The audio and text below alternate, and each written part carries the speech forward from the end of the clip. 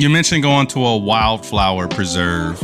Yeah. And we took the club to this private place, right? This private nature preserve. And when people ask me where to go birding, a lot of these places are often conservancies. And that leads me into wanting to talk about birding and conservation today, because I think a lot of times people don't equate the two, but birding and conservation kind of go hand in hand, wouldn't you say? I would. And a lot of people don't realize that it's easier than they think to contribute to. So I'm hoping today we get a chance to talk about all those little ways that you can make something that you love doing, looking at birds, beneficial to their safety and their conservation and the scientific community as a whole. Very exciting. Lovely. So welcome to the BirdJoy podcast. I am Dexter Patterson.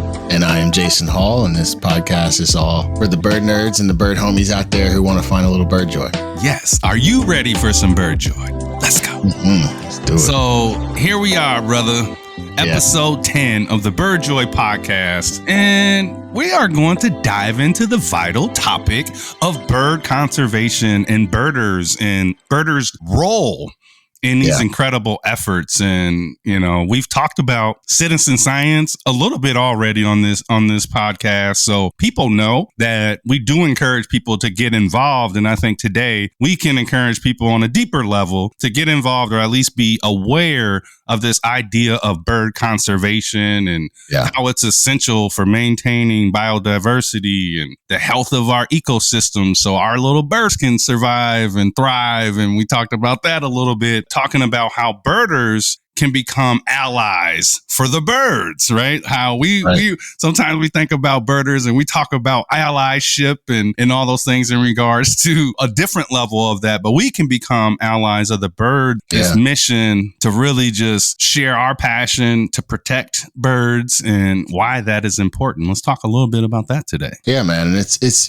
thinking about it, before we came on, it was, I think we mentioned to people probably a lot eBird, right? And we talk about eBird and eBird in itself is just a database, right? It's not a conservation organization necessarily, but the Cornell Lab of Ornithology is, and a lot of the programs they put on. There's this base level of contributing your data points that help scientists all over the country, all over the region that you're in, all over the globe. But there's other more specific things they do, Great Backyard Bird Count, which we'll talk about, Global Big Day. And these are all really fun things, Project Feeder Watch, right? Like these are all really great things to do. And I really today want to empower people to do this locally. One of the first things I want people to let go of is this idea that bird conservation means you're hopping on a rickety airplane to fly into the rainforest to sit in the dark and wait for some bird that no one's seen in 30 years. Is that awesome? Yes. Would I love to do that? Also, yes. Yes. Right. But we can't all be doing that all the time. And there's some very amazing people out there doing that kind of work. But also know that those people are also supported by us logging the birds that are migrating through our area, right? Those same scientists are studying similar things. We're all connected in this. And I was telling you earlier, I went to a walk today down in South Philly for Crohn's and Colitis Foundation. And I was thinking about our upcoming podcast, and I was thinking to myself, we don't really bat an eye when we talk about things like fighting cancer, right? We know that there's doctors. We know that there's scientists working on medicine, right? We know that there's funders and donors. There's events. There's just regular people trying their best to contribute to that cause at different levels of the operation. Same thing with bird conservation, right? There are very brilliant PhDs out there that are working on some really high level stuff. There's organizations like American Bird Conservancy, driving initiatives. And then there's also birders and ornithologists and people and like contributing data, building bluebird boxes, planting natives. It's all connected the same way. So if you think about it like that, it's not something wholly foreign to the way we think about other causes that we may engage with around our lives. So I wanted to make sure folks knew that first. Yeah, I think, and it's kind of rooted in this idea of when you become a birder, and we said we had a simple definition of birding. Are you paying attention?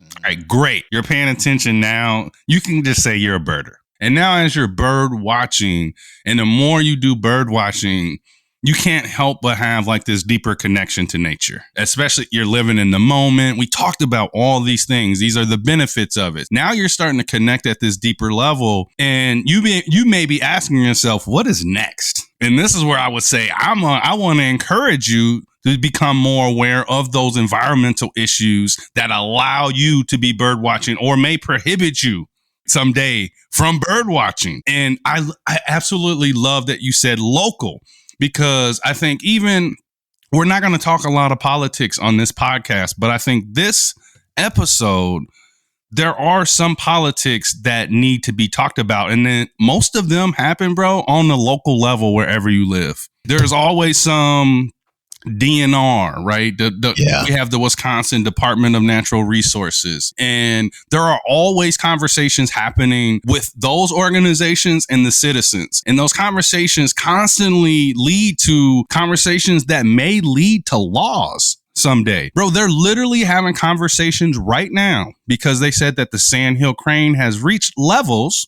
When we talk about conservation, that's one of the greatest conservation stories in the history, was the revival of the sandhill crane here in the state of Wisconsin, led by Aldo Leopold. And you think about that conservation story, and now they're having these conversations around there are too many of them. And there are farmers who are saying, hey, they're destroying my crops. And then there is research that's being done on behind the scenes to create things to protect the seeds that have Avapil. And this is supposed to protect the seed without hurting the bird and different things. So that's another conversation when we talk about environmental stewardship. And that's a different conversation. But those conversations are happening. And I think once you start to become aware and you get involved, and we're going to encourage people, whether you're getting started with birding or not, to find that community and get involved, because that's going to connect you with more people. That's going to connect you even deeper with nature and the birds in your community. So we are going to encourage you to pay attention. Are those conversations happening in your backyard? In your communities? There are times on a national level where there may be a vote, right, on something that impacts funding across the nation. And those are conversations at a national level that we got to pay attention to as well. And I'll see people in our community, bro, sharing, sign this now, do this now. Like I constantly see people. You mentioned Karina. She interviewed Christian at your gala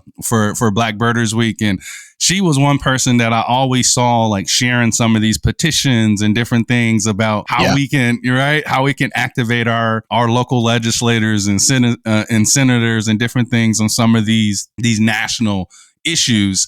And I'm always seeing that type of stuff, and I'm always inspired by that. That's people that care, and that's due to that deep connection with bird watching. Yeah, and you'll find that there's a direct line between some of these large national organizations and those bills that are going in front of Congress, the House and the Senate for vote. And the last, I'd say, probably 8 to 10 years, there's been a number of them that have come up.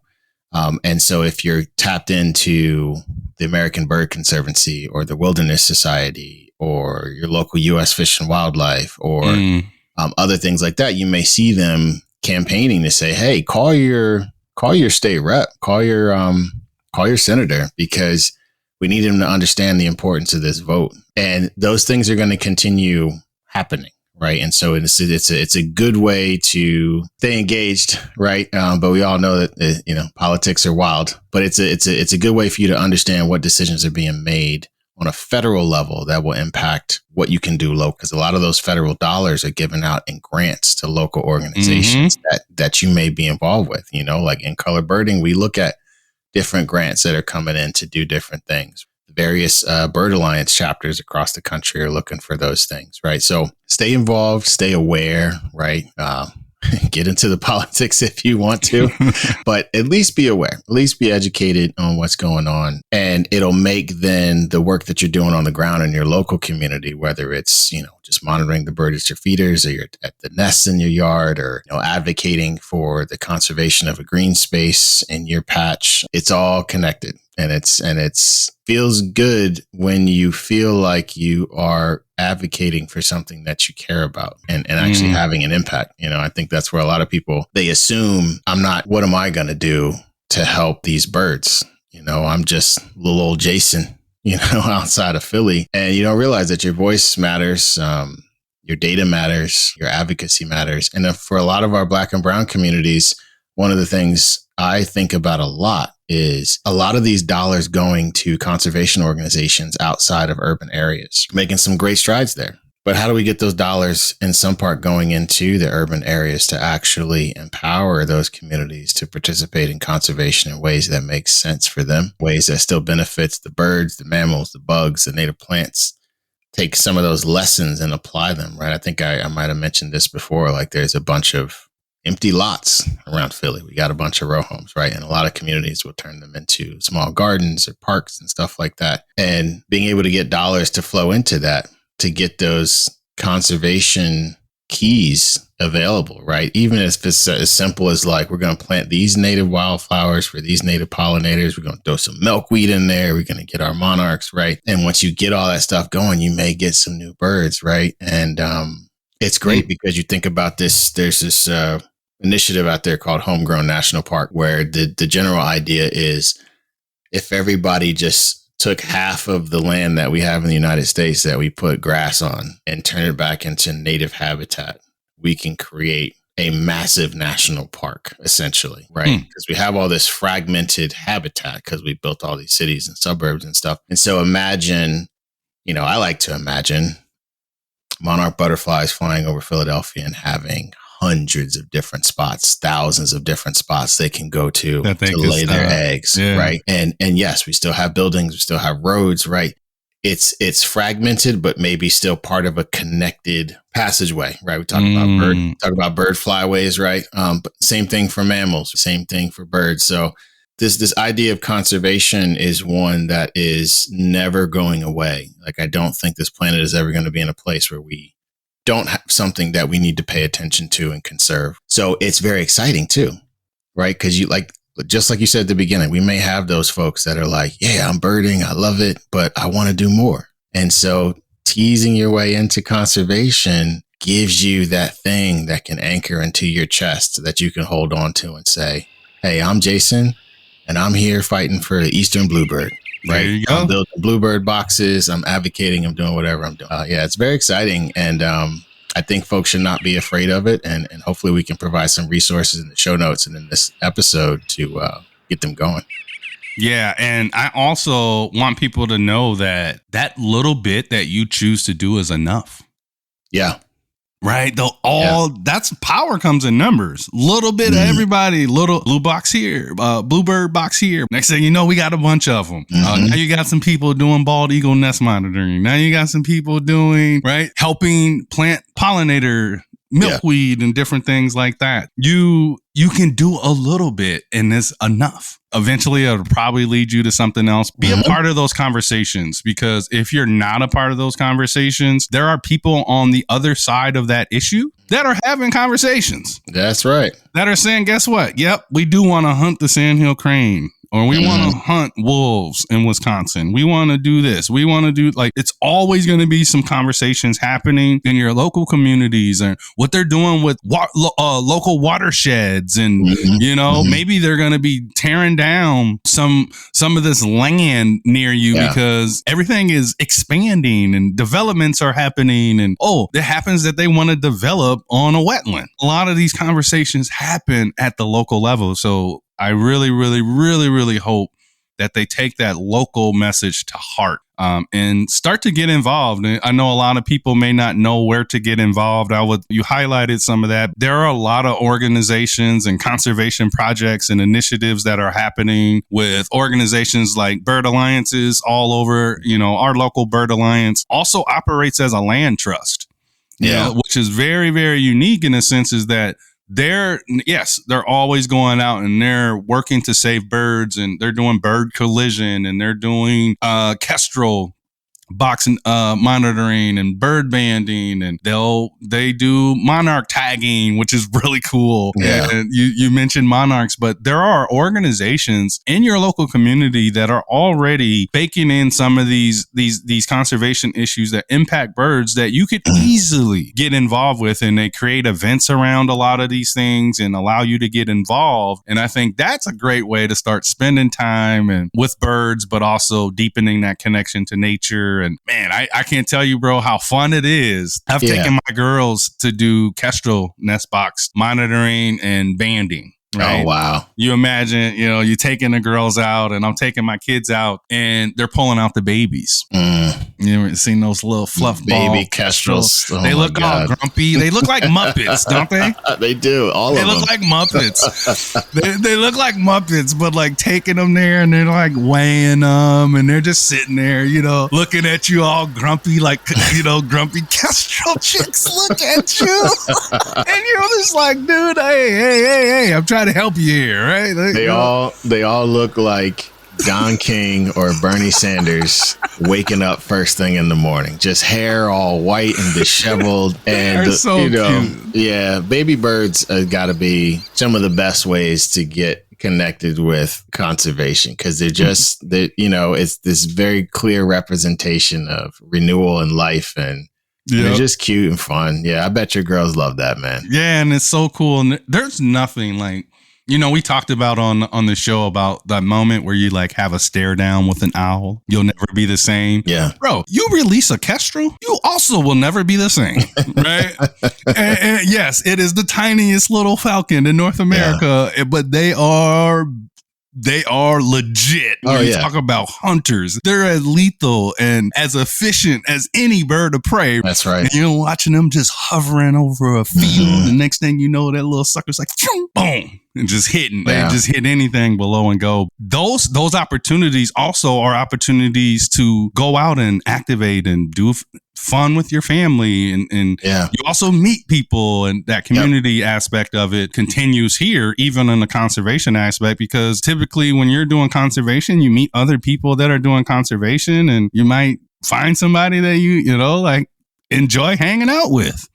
Yeah. And I want to kind of get into that a little bit of like the fun of being involved in conservation, right? And some of the things you can do. We mentioned bird banding, right? Look up in your local community. Are there any organizations doing bird banding? There probably are. Somewhere in your state, county, area of the state, or part of the country.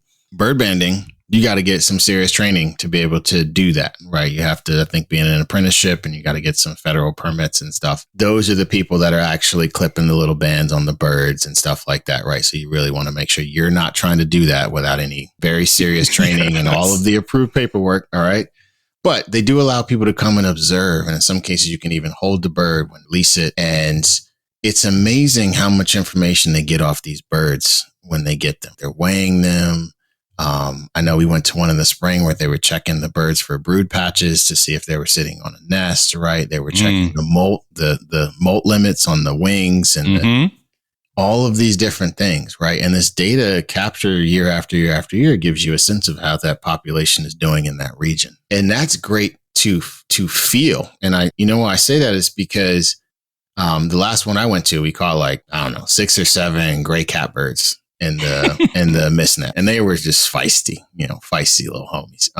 I've seen tons of catbirds, right? I love them. I laugh at them. I think they're pretty silly. But to hold one, to look at the molt limits, to understand how they're aged. Now, every time I look at them, I think something different, right? I have a better understanding of them, and they're an indicator of how things are going in the environment. They start to slip, I'm like, oh, well, what's happening?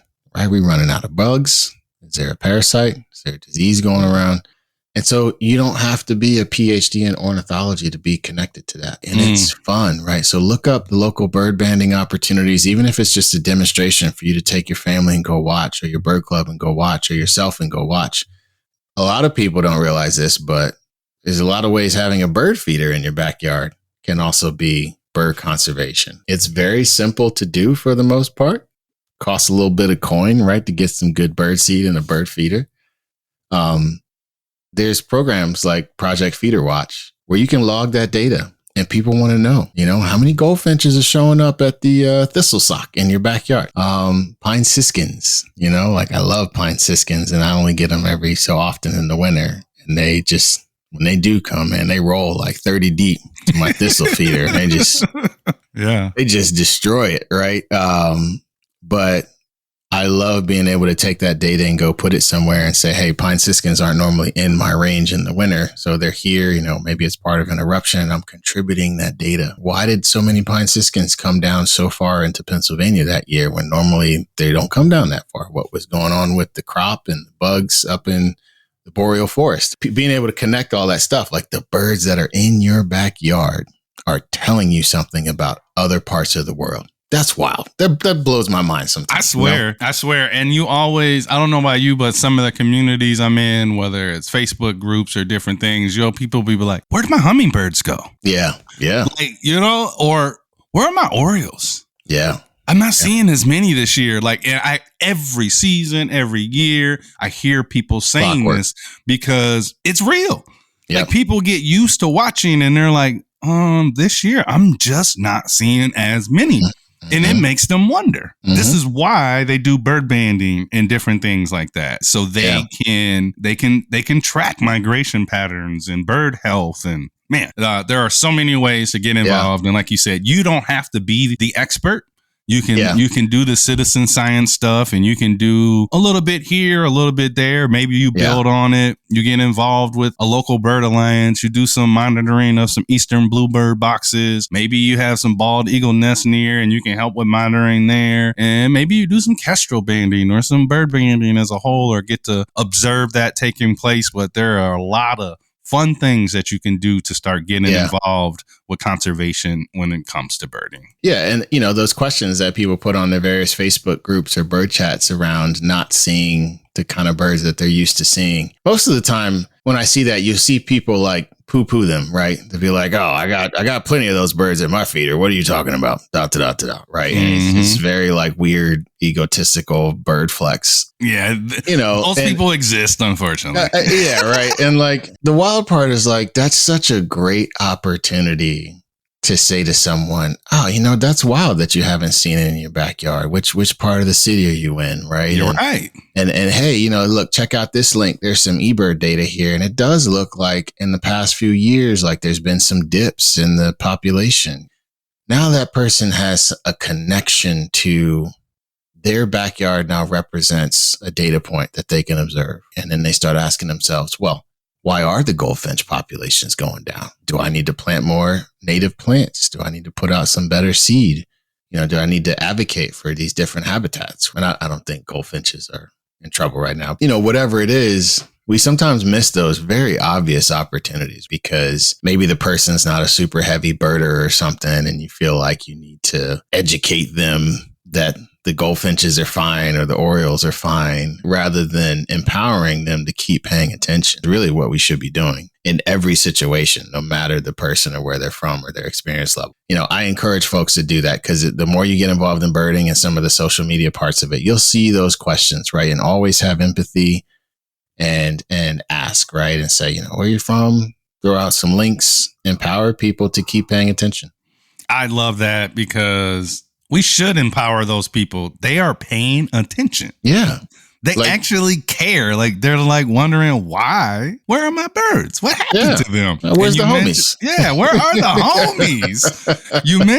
You mentioned a bird feeder. That's a great thing. I know people ask this all the time. I know you probably get the same questions about attracting birds to your yard and bird feeders. And you've also already started talking about planting native species. That also supports birds and the bird feeders. So now you have natural food sources plus the feeders, and maybe they have the little water thing that we talked about with the solo thing popping off. So these native plants, they also help the pollinators. And if pollinators are doing good, other plants around are doing good. Ultimately, you're helping create like this thriving ecosystem in your own little yard. And that's powerful. Those little bitty things that you do. And, we mentioned bird banding a little bit, and I've mentioned this before. The person that introduced me to bird banding, Bob Welch, he passed away recently. The last time I was with Bob, bro, I was leaving and he gave me a pale purple coneflower. It sprouted this spring. Hey. And I like going out and I was like, there go Bob right there. I love that. I miss him so much. And like, especially this time of year, I start thinking about bird banding and all the memories. But I'm going outside, bro. And my pale purple coneflower is looking beautiful right next to my dogwoods. Hey, and so we start thinking about planting those native plants. They're beautiful, by the way. A lot of times these landscape companies, they go for the brightest or whatever, the most aesthetically pleasing. Once you start getting those native plants popping off, and they look beautiful too. And people have these manicured yards. They don't have any like nectar producing flowers. They don't have any of this stuff. And they're like, where are my butterflies? I don't have no hummingbirds. I don't have anything. You don't have anything. That's why. Yeah, because your yard is filled with stuff that's supposed to be in like Southeast China. That's why you don't got nothing. So, you mentioned that, right? And I want to put people onto another resource. The National Wildlife Federation has a native plant finder. And we'll put it in the show notes, but just Native Plant Finder, National Wildlife Federation. Is it Federation or Foundation? Either way, they have one. You can look it up by your region and it tells you what to get. It even gives you some links to go figure out where to get them. Also, your local extension office, right? These are usually associated with big universities in your area, can tell you things that are native to the region. And you don't have to do it all in one shot. If you don't have a yard and you have a balcony, hey, get yourself a little pot, a little bit of good soil, get yourself going up there with something. Just a little pack of a couple little seeds. That, like you said before, like these small but consistent actions that we all can take. Like imagine like what is like 330 million people or something in the country. Imagine if half of us took native wildlife conservation seriously. This place would be so different, right? And that doesn't mean half of us would have to have big yards or anything like that. It just means half of us would have to be taking action on a regular basis to conserve these things and help them along, particularly the birds. So you can do that, right? You mentioned, the bird banding, and we talked about the feeders in the backyard. Those are both springtime and summertime activities. Those are fun. You get out, birds are moving, chirping, making babies, The wintertime stuff I also like too. So like last winter, I did my first Christmas bird count, right? Yep. Which in my region, I was fortunate enough to get added to a crew that was going to a trash dump to look for gulls.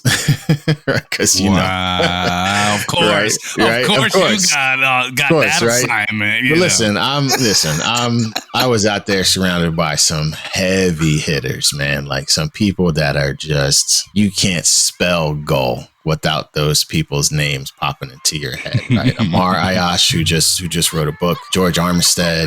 There's a couple other people with us, my homie Jeff and my homie Angela. And like, we spent a few hours just driving around this trash dump, just looking at gulls. But the goal there was to figure out like, hey, we get a lot of gull species that come up the Atlantic Flyway, or they fuss around on the Delaware River and the coastline. They come over to these trash dumps, right? And how many are there? What are they looking? Do we have any hybrids? That's an extreme of a Christmas bird count. There were other parts of our group that were birding in the non-dump part of that county, right? And they were, in the parks and the lakes and the rivers. And it's done very specifically to catch the numbers at that time of year, right? For those kinds of bird species. You're not usually in heavy migration. You probably, like for us here, like you and me, we have some finches that come down. That's a great thing because of the community around it. The birds are awesome. Birds are always going to be awesome. But when you're with like-minded folks and you can feel like you're learning a little bit, you're contributing a little bit, that's amazing. They also have the Great Backyard Bird Count, right, which is in February. And I remember for mine that weekend, it was like snowing. so I think I made a reel where I was like sitting inside counting birds with like some Eggo waffles and a coffee. And I was just chilling. I was chilling so hard. I was just like, I'm going to count these little finchies out here. I got a couple robins hopping around trying to get through the snow. But it was great to feel like I was contributing to something that weekend, right? That was maybe bigger than just my own enjoyment. So, I encourage folks to look at some of these in August. August, at least for those of us in some parts of the region, that's a lot of shorebird migration. In late summer, you get these mud flats that form, and you get a lot of shorebirds that show up there. And a lot of them will have, not a lot, but some of them will have rings on their legs, right? Little tags. And you can actually take pictures and plug those numbers in somewhere, and they can tell you where that bird was banded and where it was born and where it's from and how old it is, right? Like, that's awesome to me. That's so fun. It's like this massive Where's Waldo puzzle that is just moving around the planet the whole time. And like, you never know. Like, I just saw an update yesterday of these large-billed terns or something in Florida that are showing up again. And in my head, I'm like, where are they from? What is going on in Florida? Right? Like, those people are probably losing their mind. And like, we always see the rare bird alerts in like Texas and Florida and the Southeast. Brown booby in New Jersey right now. Yo, bro, what? I got the alert a couple days ago, right? They were like, homie's flying up the river, and I was like, I gotta work. You know, he's still around. I know. They're taking people out on the boat to go see it. You know, boobies don't care about people. They don't. They just they got that name because the sailors back in the day thought they were dumb. They thought they were the dumb boobies because they would just sit on the boats and just stare at people. They thought they were dumb. Oh, I did not know that. That's actually how they got their name. But when you look at them, they don't look super intelligent. You're right about that. And I love seeing the videos of the blue-footed boobies when they're doing their courting display, and they like stomp their feet around. I have to share it on our social somewhere, and they throw their head back and they do these little dances together, and they look so absurd, man. Yeah. This is where conservation-minded birding sometimes can lead you, is like exploring these new things so that the next time you hear about a rare bird from somewhere, it's not just a potential tick on your list. It is, oh man, I wonder where that bird is from.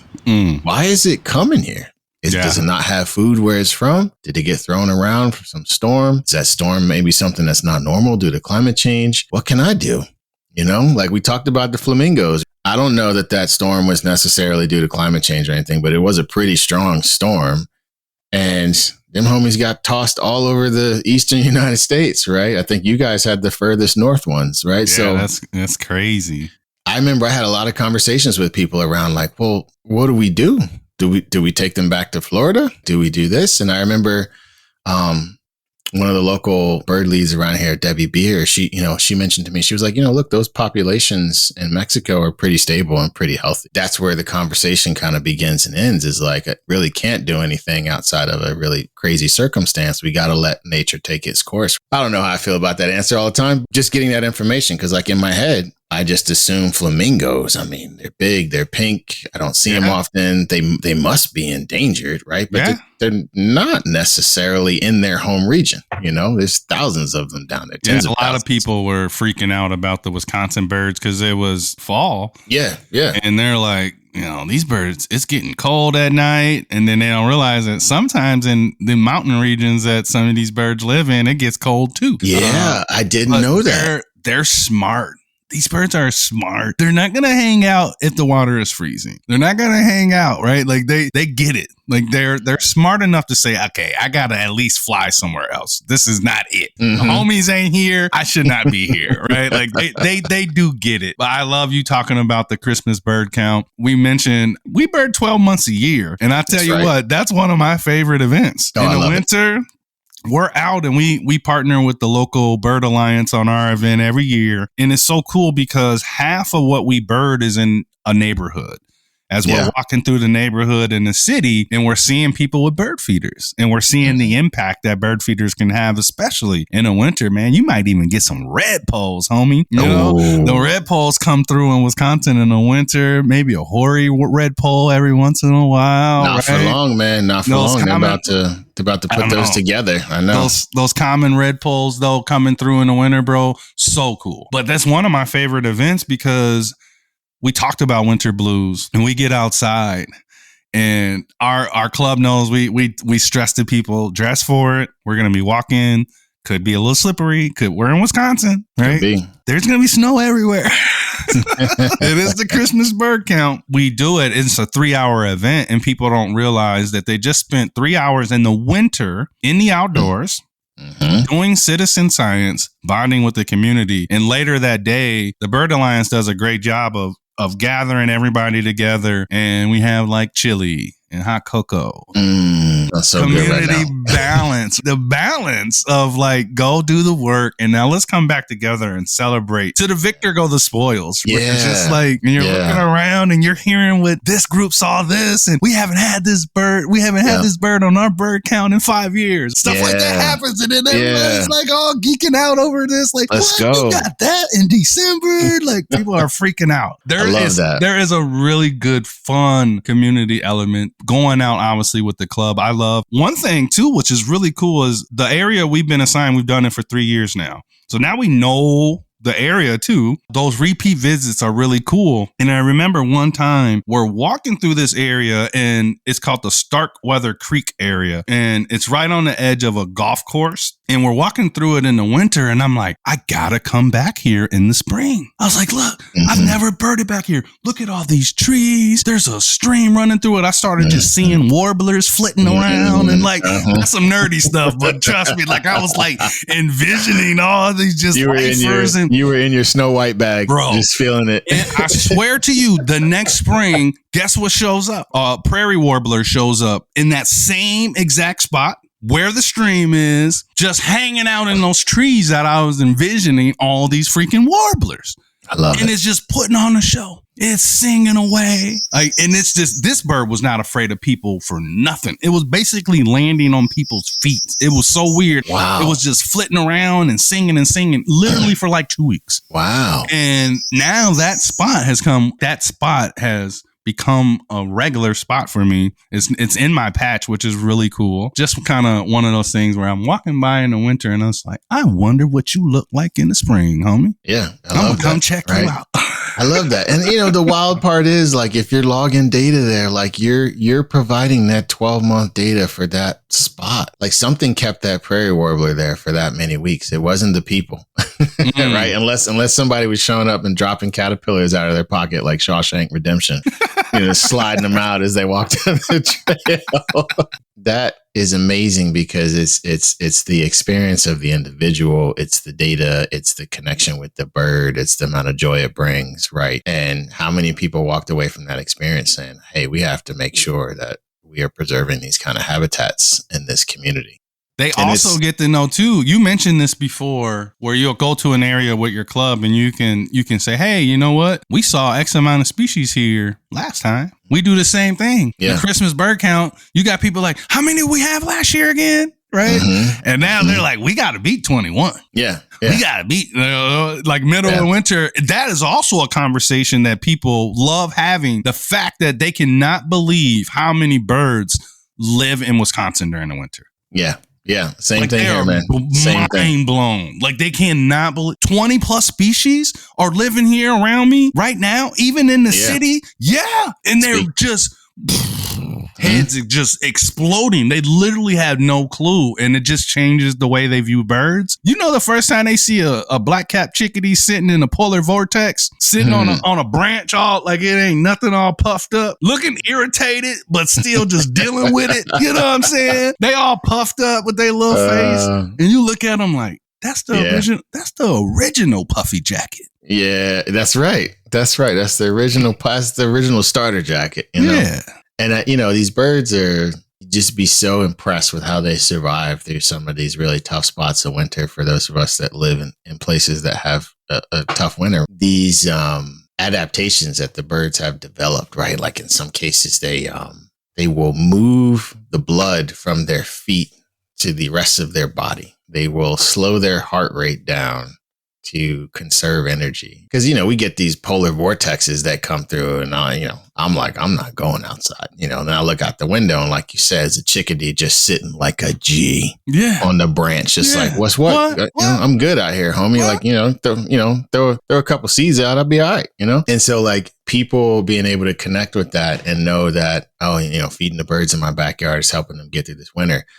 The native plant seeds that I leave, so when you plant native plants, leave them out there after they've kind of finished. Like let those seeds from the plant just kind of hang out. I promise you, if they're natives, the birds will find them, insects will come find them. all these little things that you can do in the wintertime to kind of connect with the birds. I love winter because of the woodpeckers, because you can see them all because there's no leaves on the trees, right? So like I love going on a nice winter walk where the sun is out and you just get, sometimes you get like that massive pileated woodpecker come through and just give that call that echoes throughout a forest that has no leaves. So it just carries. And people, their minds are blown. Owls. People don't think about that. Great best time to see owls them. Is the winter. Yeah. Right? Is the winter, right? Well, you mentioned that people are always surprised by how many birds are in the city, right? One other organization I want to call out for folks is called the Urban Bird Foundation. And they do work all across the country, right? And they have a bunch of great stuff on their website around the fact that these cities we live in are still habitats.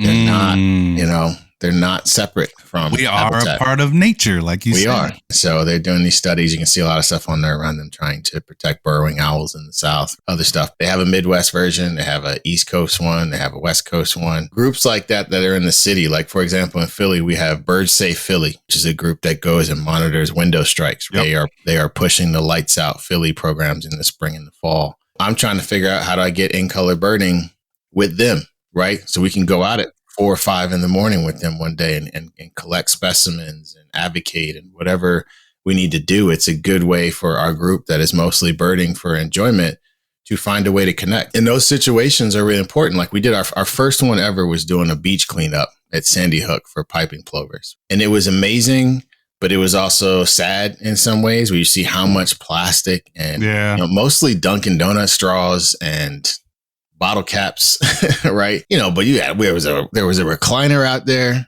right? I was like, what's going on? And this is a place where piping plovers are nesting every year. And so being able to get people to do that, and I love you mentioning the doing something and then sitting down with the chili and the coffee and the community, right? That's what puts the bow on it. Yeah. Right. That's what makes it stick in people's brain is the smiles in the community. I'm a part of something. Exactly. After they did that work. So I remember we did that. I went and picked up some really good pizza from some local joint that was up there in New Jersey. And we all we were chilling like we were in high school. We were sitting on the back of the car, eating pizza with no plates, just talking about what we did. And then after that, we did a little birding on the beach after that, right? After we cleaned up the beach, that makes a difference. And a lot of those folks were folks that showed up to other events that we do to help with conservation because it meant that much to them. I encourage you, if you're looking for organizations to be a part of and you're trying to figure out whether they're right for you or not, there's a lot of things to consider.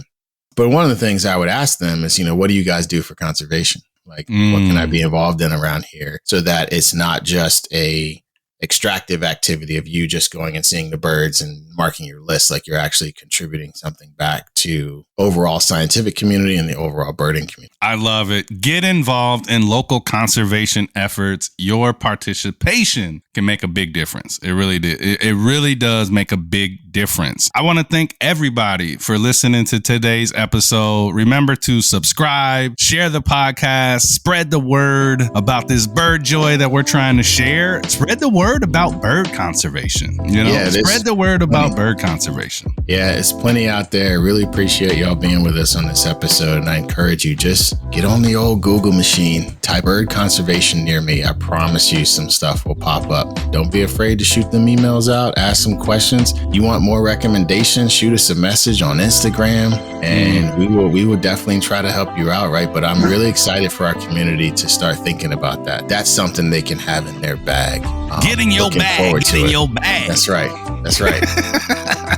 Check out BIPOCBirdieClub.org if you want to see what we got going on this summer. Get involved. Yeah, same here. If you're in or around or visiting the Philly area, incolorbirding.org. We'll get some hot summer birding going in the next couple months here. So hey, I like it, man. I like the summer birding. Get out there, y'all. Go find them families. I just saw a trumpeter swan family. And I saw that. Yeah, that was a cute little family.